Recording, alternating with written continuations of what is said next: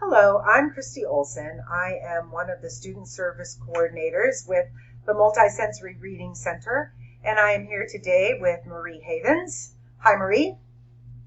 Hi, Christy. Good to see you. Good to see you. So, why don't you just give us a little brief background of like where you're located and your career a little bit?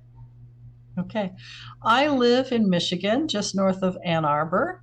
Uh, I have been a structured literacy therapist for about 8 years now.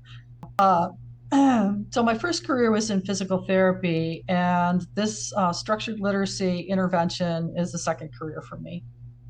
Okay. All right. And so I'm going to look down at my notes here real quick. Okay. What part of structured language therapy career, your career, gives you the most joy? What gives me the most joy is seeing my students make progress, seeing them develop confidence in their ability to read and write, in their ability to do academics at school. And I get really, really excited when I do follow up assessments and I see that they've made major gains against where they were when they first started. Excellent, excellent. And you said that you had practiced physical therapy. How did you make the switch from physical therapy to structured language therapy?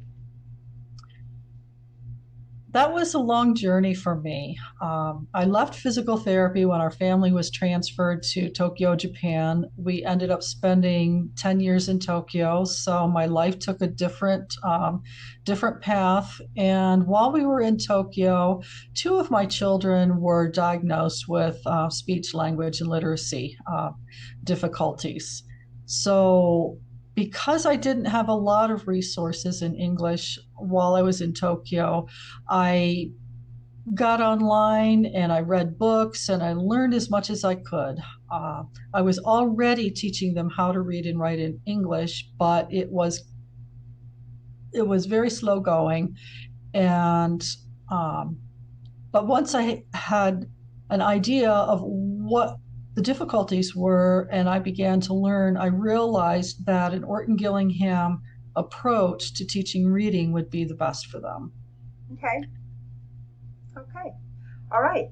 And so, in your opinion, what do you think is the key factor to student success in a structured language therapy program, say that meets once a week with a therapist online and then has practice during the week? What would you say in a scenario like that would be the key factor to seeing students succeed?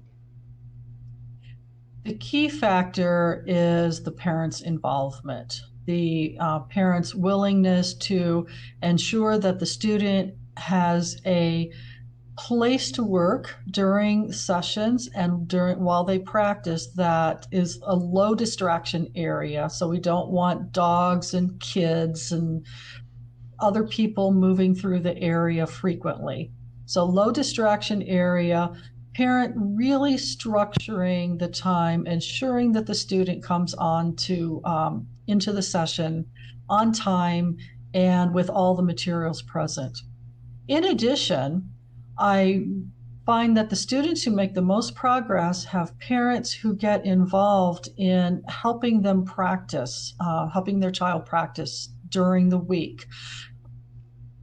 Students who practice daily or at least 4 or 5 days a week in addition to the session with the therapist, I find make the most practice or make the most progress quickly. Yeah, yeah, I find it's like piano lessons. They go see the piano teacher once a week and then they have practice. And if they don't practice during the week, then you're right back where you started from. Right. So I kind of, yeah, look at it like that too, that practice is a key factor. And then you also mentioned that you do regular assessments. Yes. So it depends on which program I'm using. There are different programs that use a structured literacy approach. When I'm doing Lexercise, I try to assess about every couple of months. And, usually that's a pretty informal assessment just to kind of give a check. and what skills has the student learned since the last time, I did that check. I have some students that I work with that I assess annually at the end of the school year, and that is a more involved assessment. So it just depends on which materials, which curriculum, which programs I'm using. Okay. But I do find that doing some sort of regular check periodically helps me to get an idea of what kind of progress the student has made. Okay. All right. Well, this was just a quick little 5-minute get to know you session. And so we're grateful that you were willing to come on and share your philosophy and what gives you joy. It was very nice meeting you. And have a great rest of your week. Okay, thank you.